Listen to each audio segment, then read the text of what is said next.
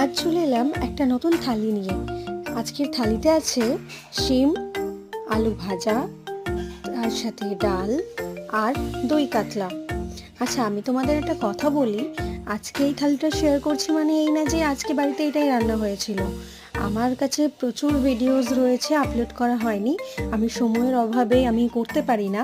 আমার স্কুল, আমার নিজের পড়াশোনা, টিউশনস, এত কিছুর পরেও যখন আমি একটু সময় পাই তখনই করি।